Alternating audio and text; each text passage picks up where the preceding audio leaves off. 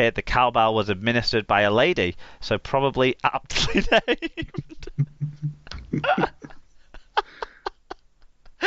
Anyway, from what I've sort of seen on this game, it does seem like Lee Gaskell is really enjoying playing behind a Huddersfield Giants pack that's got a bit of size. Behind size, if he can catch a ball then deep off the back of runs by big prop forwards who are holding defenders back, he is an attacking weapon, isn't he? When he has space to, when he's got the space and the time to think about it, yeah. I've always thought he's a bit. I don't mean this in a mean way. He's a bit slower of thought that he is. Therefore, he needs that extra yard and a second to be able to do something. He's just not a top player, is he? He's a really good player, and I think that's what you kind of get him from that, isn't he? He's a really good player. So when he gets a bit of extra time and stuff, then and space, then he does deliver, and it looks like he's done that again, and he's been doing every time Huddersfield have won this year. Oh no, because they beat us and he didn't play. But the last couple of Huddersfield wins, Gaskell's been really instrumental in it, and he seems to be, leading that team around. Although Frawley, on the clips I've seen, Frawley got involved in setting up some tries too. He passed the ball, didn't just dummy it.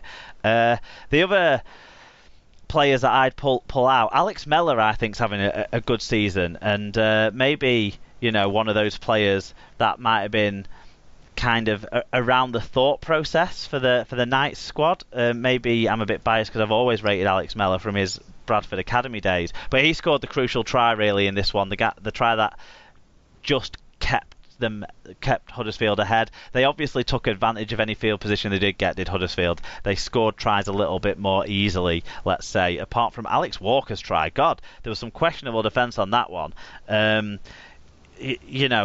Darnell McIntosh kind of made a really weird decision running away from the play, but you've got to credit Walker for a really good break and finishing it off. Darnell McIntosh on weird decisions, just look at it there. But Darnell McIntosh did make a really good decision in my best try of this game, which was Jordan Turner's try.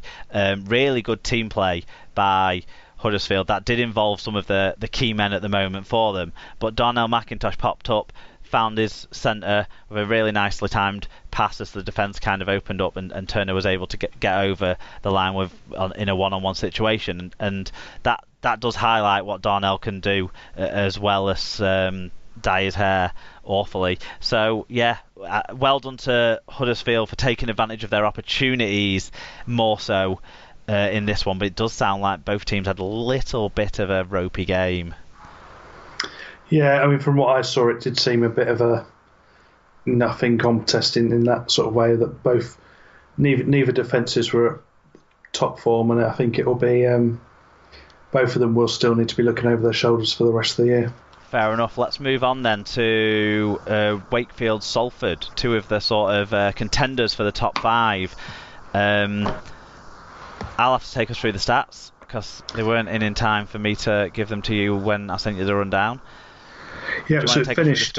Yeah, it finished Wakefield 33, Salford 22. Most of the damage being done in the first half, where it finished 24-10, and there were 4,356 people at the soon-to-be redeveloped Bellevue in front of Mr. Scott Miskalauskas. Well, sorry, to be redeveloped, possibly asterisk one day, maybe. In terms of the stats, errors and penalties hurt Salford in this one, losing 11-5 in the errors and 11-9 in penalties. That meant Wakefield had more ball, using it to make 165 more metres, an extra break and an extra try. With much better goal-kicking too, it gave Trinity an 11-point win. Individually, Reece Lynn had a try in 128 metres. David Fafita bullied his way to a try, 11 tackle busts and 106 metres. Joe Arundel, 2 clean breaks, 5 tackle busts, 126 metres. And Tinarau Arona, 126 Bright eyes. Exactly. And then in terms of the losing side, Salford, still some nice looking stats here. Jackson Hastings, a try, 6 tackle bust, 150 metres. Daryl Alford, proving me wrong yet again that he's not a League One winger. 1 try assist, 2 clean breaks and 109 metres. Joey Lussick, 2 tries, 1 tackles. And Josh Jones, England Knights is Josh Jones, 5 tackle busts and 122 metres. We only have one fan review on this one. So I'll read us through that, and then you can take us through what you know of this one, Tim. Wakey White said, an important win against a physical and expansive Salford side who were guided around really well by Louis and Hastings. Closer than it should have been, really, but anytime we dropped the intensity, then Salford scored points. Fafita immense yet again, but my man of the match was Brough, who unlocked the defence with clever kicks and passes. Huddersfield at home next, real chance to cement a top 5 berth early. Yeah, don't catch and choose. I thought I did agree with Wakey White there from the highlights I saw. I thought Danny Brough was on form this one. He was clicking, he was bringing players in. I think he combined well with Jacob Miller as well to really give that extra threat, which meant the Salford defence was having some real trouble actually knowing which one of them to close down. I thought, again, Reece Lynn, as we've said a few times, did very well. And the pink short god himself, David Fafita, doing well. And I think he's cementing his place in that top echelon. Well, you got to say he's in the stats roundup every week, isn't he? He's one of them. Yeah. And he's the sort of player who Liam Watts is having, and he's in the stats every week. But who would you rather watch play? Would you rather watch David Fafita or Liam Watts? Because I think I'd rather watch David Fafita. I'm not sure. He's just got that. He's got that unpredictability in a good way that Liam Watts doesn't have. I'm happy to watch either of them as a neutral, to be honest, because what I love about them both is they can do anything, can't they? And it can be something fantastic, or it can be something disastrous, but they're always involved when they're on the field.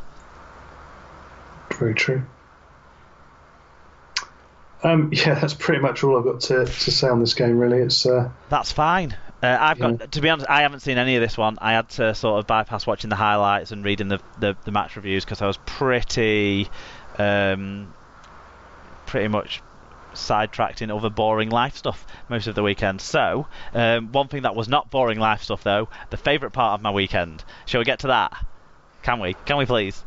Was it watching Line of Duty? No. So the final game of the round was Wigan versus Catalan Dragons. It was a tightly fought first half on the scoreboard, 8-0. But in the end, it finished 42-0 to Wigan Warriors. 11,106 were there. James Child was the referee. Just a comment on Child. I thought he had an interesting game. He seemed determined to not give penalties away for much messing around at the ruck, which was a... Do you think there has been a directive then? I think so. I think it's to be encouraged. Maybe in this game, not sure all of the. I don't know. You always want a few more penalties for your side, I guess. But I thought he was very even-handed in what he did. Certainly, he had an opportunity. You see, I'd counter that because I always feel penalties actually in the wrong place actually break up your momentum and slow you down, and actually you've got more chance in a way of getting something off a more unstructured play. Oh yeah, but I mean getting out of your own end. But Wigan didn't have much trouble in doing that, as we will find out now in the stats. In a game that had the most metres so far this year, Wigan made nearly 500 more for a total of over 1,700 metres and made them at 1.7 metres per carry, better average gain too. 30 more tackle busts and 6 more breaks just emphasise that Wigan were the better side. Catalans will be worried about an 85% team tackle success rate. In the stats for the winning Wigan Warriors side, we're going to start with Oliver Gildart. 1 try, 2 try assists, 3 clean breaks, 7 tackle busts, 322 metres. Whoa. That's what the stats say. That's an SLP all-time record. Taking over from his teammate Tom Davies, who had 307, I think, in one game at the back end of 2017, I think. Anyway, Joe Burgess, also... Great return back to the side for Joe Burgess. A couple of try assists last week. This week he did it for himself. 3 tries, 2 clean breaks, 6 tackle busts, 166 metres. Don Manfredi, 2 clean breaks, 17 tackle busts, 174 metres. And Dan Sargentson, 183 metres. And when you're missing out a player who scored a try and over 150 metres and had a handful of tackle busts as well from that, you're talking about some emphatic stuff from what Adrian Lam has suggested might possibly be the best back 5 in Super League, and on this week's stats, it's hard to argue with him. It is, yeah. St Helens might have a say in that regard. Warrington might pop in for a word, but then realise that Ryan Atkins.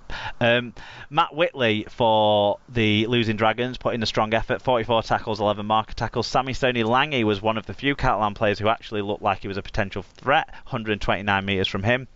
Lewis Tierney, 122 metres, most of that just escaping his own line. And Greg Bird, 136 metres for him. Certainly tried hard, let himself get wound up by young Morgan Smithies, one of the best moments of the season so far. That was wonderful. He turned around, gave him a slap after Smithies kind of gave him a bit of a shove at a play of the ball. Gave him a slap. Penalty went to Wigan. Everyone enjoyed it in the stands. Adrian Lamb picked out after the game as one of the best moments as well for young Morgan Smithies on debut. Fan reviews, we had 3. Do you want to... Actually, you need to read them all because Lee requested you read his out as well. Yeah, okay, so starting off with Jen K. So well done, Jen, for getting this one in.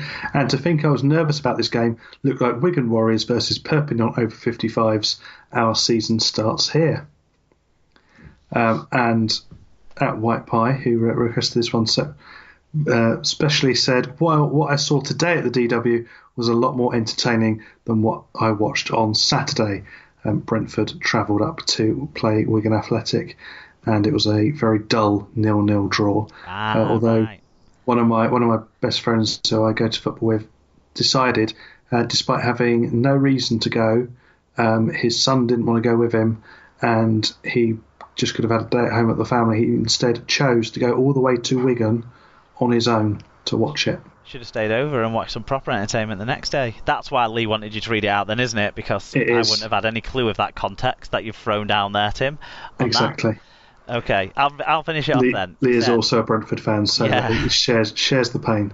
I'll finish it off then. He said, I never saw that performance coming. Sargentson, Isa and Manfredi were excellent on the right, but the golden edge will get all the plaudits. The highlight for me was Zach standing Sam Tompkins up for his try, and Samet made life easy for Williams. How the officials missed the attempted beheading of Samet, I'll never know. Well, maybe they want the sort of beheading and then have, hold his head up on using the ponytail, because that would look quite theatrical, wouldn't it? To be honest, I think I missed that moment as well. He doesn't have a man bun anymore. He has normal hair. Does he not? Oh. Yeah, just a big hipster beard though. But I missed that moment as well. I think I was already looking away. But yeah, Malcolm Matias, what did he have to say? Massacred again, Steves. Can you hear the knife sharpening Fernando? I remember long ago another shitey night like this. In the firelight, Fernando, you were humming to yourself and softly strumming your guitar. Is that a euphemism? Put Gigo at fullback. It's another song. Right. At least Fernando, for fuck's sake. Yeah, okay. Okay, star players on this one. Where to start? Well, Zach Hardick was. Did anyone have a not completely shit game for Catalan? Let's start there. Like I say, Sammy Stoney Lange looked like a threat, but then defensively, Oliver Gildart really, showed him, Tony Gigo, Matt Whitley, and what's his face as well, Lewis Tierney up. That the golden edge really did. I don't know. Sam Moa was okay for them. One man country. Yeah, no, to be honest, Wigan were just really good. In the first half, the only worry in the first half was that Wigan were not scoring. And when White Pie talked about the right edge rather than the golden edge, down the right edge, Wigan wasted 3 or 4 really good opportunities down the right edge through players just not quite being synced up right or just dropping it a couple of times too. So whilst Isa and Sargentson and Manfredi were all really, really good, and Samet had by far his best game. In fact, no, Samet had his only good game so far for Wigan. Whilst that was all the case, they weren't quite as synced up, whereas Williams, Gildart and Burgess and Paisley was into the mix. He was fouling it right up with some of the plays he was getting involved in, to be honest. It all just clicked and worked really well. It's hard for me to pick who was the best of those. I would probably say Gildart. But Williams' try was amazing, I thought. Samet threw a long pass to Williams. Williams threw a really long pass out to Gildart. Gildart got on the outside of his opposite man to make it